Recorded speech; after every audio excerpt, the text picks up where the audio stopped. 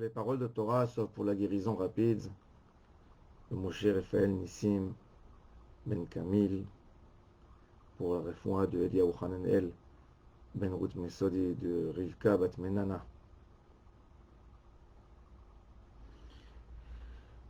La Torah nous raconte le déluge, comment il a commencé. Alors dans notre parasha, Parashat Noach, chapitre numéro 7, on a un verset très intéressant, le verset numéro 7. Vayavo Noach el ateva mipene me hamabul. Quand l'eau, la quantité d'eau, le déluge commençait, il y avait la pluie, l'eau commence, ça envahissait tout. Noach ne pouvait plus rester chez lui à la maison, et il est rentré dans l'arche, lui, sa femme, ses enfants, ses belles-filles. Rashi sur place nous fait une remarque. Il nous dit Noach miktane amana haya. C'était un homme qui manquait d'émouna. Jusqu'au moment où l'eau ne l'a pas poussé, il n'est pas rentré dans l'arche. Il aurait dû rentrer avant. La source des paroles de Rashi, ce n'est pas de Rashi, c'est déjà du Midrash Rabbah, dans le chapitre 32 dans notre paracha, que le Midrash nous dit Noach mechusar amana haya. Il manquait d'émouna. Il manquait d'émouna. Qu'est-ce que ça veut dire il manquait d'émouna? Alors, il est évident que quand on nous prévient 120 ans qu'il va y avoir le déluge, arrive le grand jour où on dit ça y est, c'est la date.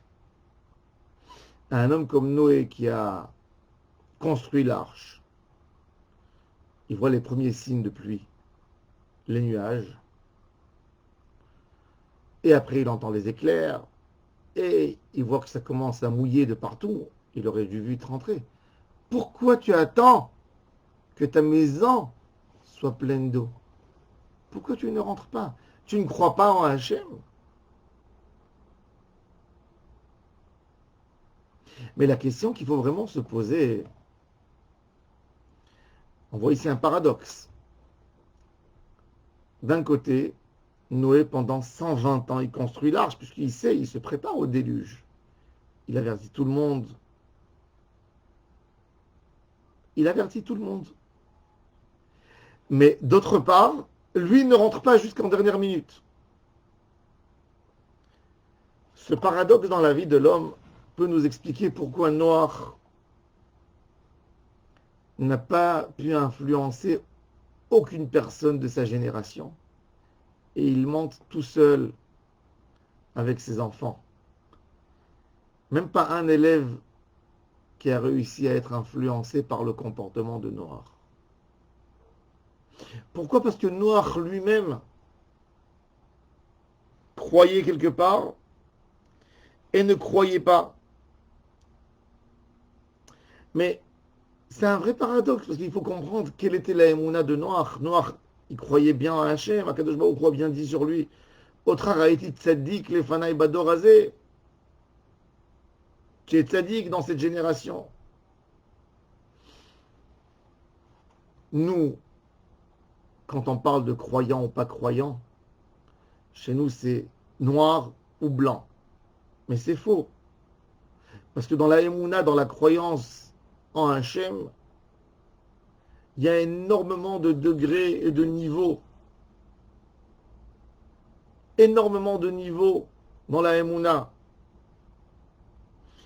Par exemple, je vous donne un exemple, la Gemara dans le traité Sota, Daf Memchet, elle nous dit que quelqu'un qui a un panier avec du pain, et il se pose la question, qu'est-ce que je mange demain? C'est un homme qui manque d'émouna. Tu as du pain aujourd'hui dans ton panier? Mange. Demain, tu verras déjà. Qu'est-ce que tu te poses des questions? Qu'est-ce que je vais manger demain? Qu'est-ce qui va se passer demain? Tu as un manque d'émouna en Hachem.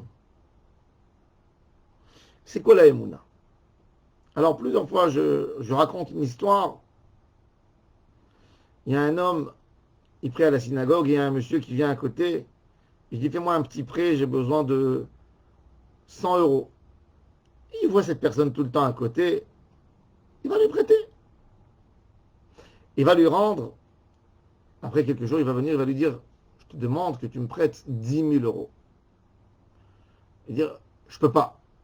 Pourquoi tu peux pas? Si je suis crédible sur 100 euros, je suis pas crédible sur 10 000 euros. Il dit, non, tu n'es pas crédible sur 10 000 euros. Tu prends 10 000 euros, tu risques de quitter l'endroit et moi je vais te chercher. 100 euros, je peux prêter, je peux prendre sur moi.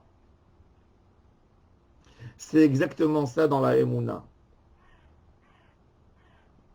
On aime bien y croire en Hachem, dans des choses qui nous plaisent, quand ça nous arrange. Mais d'y croire en Akadosh Baruch Hu, d'y croire en Dieu, quand il n'y a rien d'évident, ça c'est la Emouna. Ça c'est la Emouna. Akadosh Baruch Hu, dans le Brit Ben Avetarim, il parle avec Avraham Avinu qui a déjà plus de 80 ans. Et il dit, je t'aime, je vais faire de toi une très grande famille, une grande descendance. Et Avraham Avinu ne pose pas la question, mais si tu m'as aimé jusqu'à maintenant, pourquoi tu ne m'as pas donné d'enfant jusqu'à ce moment-là? J'ai 80 ans. Ma femme, elle a 70, elle en a 70. Comment tu veux faire de moi une grande famille? Il ne pose pas de question. Et Akadosh Baruch Hu, que lui connaît exactement ce qui se passe dans le cœur de l'homme, il témoigne. Vaya Amin Bashem, Vaya Archeve Alot Tzedaka. Il avait une émouna entière en Akadosh Baruch Hu. Et Akadosh Baruch Hu a considéré ça comme une vraie émouna. Parce qu'Avraham Avinu se disait quand il y a eu la promesse d'Hachem, Bétar, c'est sûr que ça va se réaliser. Noach, d'un côté oui, d'un côté non. Quoi, Akadosh Baruch Hu va détruire vraiment? Il me l'a dit oui, mais ça me paraît bizarre. Non, tu as à faire ce que Akadosh Baruch Hu te demande.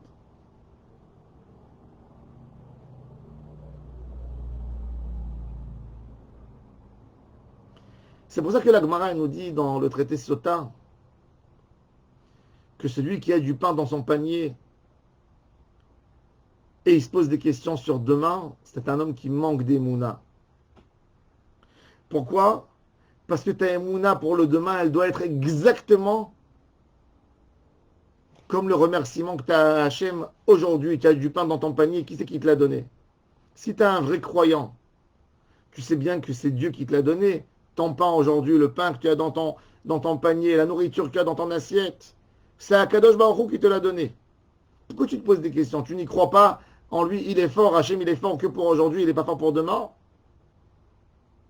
C'est pour ça que Rabbi Eliezer Agadol, il nous dit que celui qui a du pain dans son panier et il se pose des questions pour demain, c'est un homme qui manque d'émouna. Mais à des niveaux.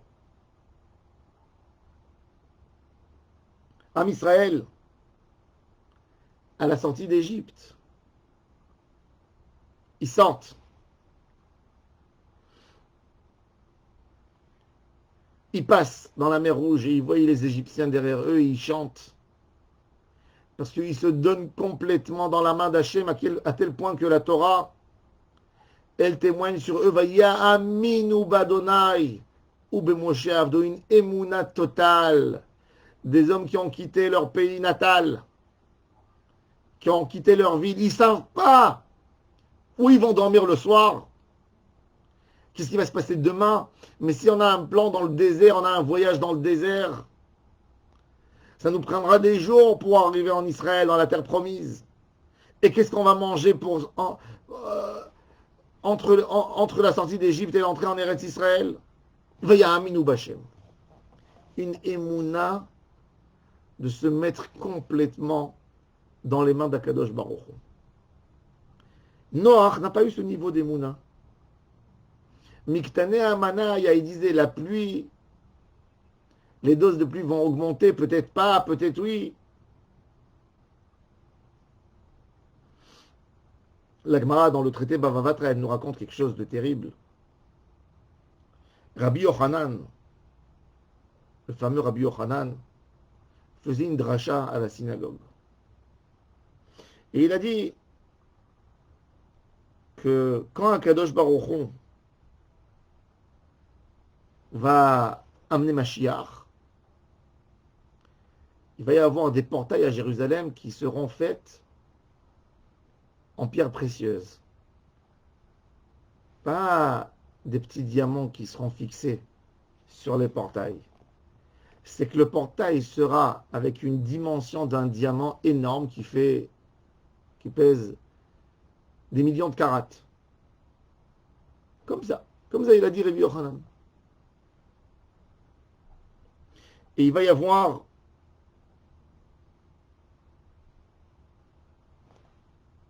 une écriture que Kadosh Baruch Hu va écrire là-bas. À quel point il nous aime dans le diamant. Et un des élèves de Rabbi Yochanan se moquait du Rav. Il disait, mon Rav, il a vieilli. Comment il peut y avoir des diamants qui pèsent, qui font dans le volume 1 million de carats, 2 millions de carats, qui font une hauteur de 15 mètres sur 10 mètres? Impossible. Et un jour, cet élève, c'était un grand homme. Hein, parce que regardez, vous allez voir tout de suite l'histoire. Il partait en bateau. Et quand il était en bateau, Akadosh Baruch Hu lui a ouvert ses yeux. Et il a vu sur une île des anges qui faisaient sortir des grosses pierres énormes, des diamants énormes de l'eau. Et il leur a dit, cet élève, il parle avec les anges. Vous faites quoi? Ils lui ont dit, c'est les pierres que Akadosh Baruch Hu nous a dit de prendre du fin fond de la mer pour les fixer dans les portails de Jérusalem. L'élève, il a compris que ce que son Rav a dit, c'était Roi Kodesh, il a vu ce qui se passait dans le ciel. Il retourne en Israël et il va chez son Rav, chez Rabbi Yochanan, avec une joie. Rabbi, tu avais raison hein, quand tu avais dit que Kadosh Baruch Hu allait prendre des diamants et les fixer dans les portes de Jérusalem. Rabbi Yochanan qui lève ses yeux, il lui dit, un homme vide que tu es. Reika, si tu n'avais pas vu, tu m'aurais pas cru. Tu crois que je parle pour rien? Il s'est mis en colère sur l'élève. Et l'élève, Dieu préserve, est mort sur place. Comme ça, la Gemara, dans le traité Bava Batra, feuille 75, nous raconte. Pourquoi Rabbi Yochanan s'est mis en colère sur cet élève? Pourquoi il s'est mis en colère sur lui? Il n'a pas vu. Il ne peut pas croire un homme, tout ce qu'il a vu dans sa vie, c'est un diamant maximum 2 carats, 3, 5. S'il va au musée, au British Museum, il voit je sais pas moi, il va dans le musée, il va voir le diamant que la reine d'Angleterre possède. 150 carats, 200 carats. Mais comment tu peux voir une pierre qui fait 1 million de carats? Mais c'était ça ce que Rabbi Yochanan lui reprochait. Toi, grand homme que tu es, que tu as des visions exceptionnelles, que tu arrives à voir des anges, que tu arrives à parler avec eux. Toi, tu ne crois pas si tu n'as pas vu de tes yeux. Elle est où ta Emouna? Rabotaï, la Emouna, c'est très puissant. On ne se met pas dans des tests d'Emouna chaque fois. On a un manque de confiance en Hachem. Chaque jour, on s'imagine quelque chose d'autre. C'est les moments aujourd'hui, Rabotaï, dans cette incertitude de notre situation, de ce qu'on passe tous les jours. Le monde est tellement insure, tellement d'incertitudes. J'ai lu hier, j'ai lu dans le journal, regardez à quel point le monde n'est pas stable. Il y a des sociétés maintenant qui développent des vaccins contre le Covid-19. Et il y a une grosse société aux États-Unis qui développe ce vaccin. Maintenant, avant de le commercialiser, il faut faire un essai. Alors ils essayent sur une grosse population de personnes. Et dans l'essai, on met la moitié des vaccins, c'est des placebos, ce n'est pas des vrais vaccins. Et l'autre moitié, c'est des vrais vaccins. Et on essaye de vacciner une certaine population. Et après, on va voir, est-ce que dans cette population, il y aura des gens qui sont contaminés? Eh bien, il s'avère qu'en début de semaine, il y a un monsieur qui a eu le vaccin et qui est mort. Alors, tout de suite, toutes les actions de cette société ont chuté. C'est-à-dire que leur vaccin n'est pas bon. Finalement, il s'avère hier ou avant-hier que la personne qui est morte, il a été vacciné, mais d'un placebo, pas du vrai vaccin. Alors, ça remonte. Pour vous montrer comment n'importe quoi déstabilise la situation. Il faut savoir que la Emouna en Akadosh Baruch Hu, c'est pas la bourse. La confiance en Dieu, c'est pas la bourse. La Emouna en Hachem est profonde. Elle doit être incrustée chez nous. Il n'y a rien qui peut la déstabiliser. On n'a pas envie d'être noir. Celui qui est instable dans sa Emouna jusqu'au dernier moment, il a construit la marche. Un homme peut aller à la synagogue, faire des mitzvot, peut prier, peut manquer d'Emouna. Parce que la Emouna, c'est dans ton cœur. Comment tu vas avec Hachem? Bit pshitut, bit mimout. Vayaminu b'Hashem ou Moshe Avdo. On veut la belle Emouna d'Avraham Avinu, la belle Emouna des Bnei Israël quand ils sortent d'Égypte. C'est ça ce qu'on veut. C'est à ça qu'on veut s'attacher. Une Emouna, une confiance aveugle en Hachem. On ne se pose même pas de questions. Ça, c'est la Emouna. C'est ce qu'Akadosh Baruch Hu s'attend de nous. Et c'est pour ça que Rashi, quand il a amené au début, il a fait une comparaison entre Noach et Avraham Avinu. Il a amené deux avis, que Noach n'est rien par rapport à Avraham, et c'est ce qui tient. Puisqu'on voit qu'il critique Noach ici. On sert Hachem parce que de toute façon, nous avons été créés que pour lui, que pour le glorifier, que pour l'honorer. Ça, c'est notre avodat Hachem.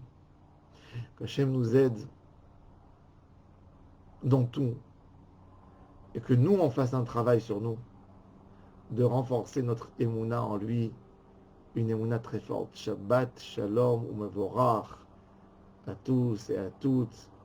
Qu'Akadosh Baruch Hu vous fasse entendre de très bonnes nouvelles. Amen et Amen.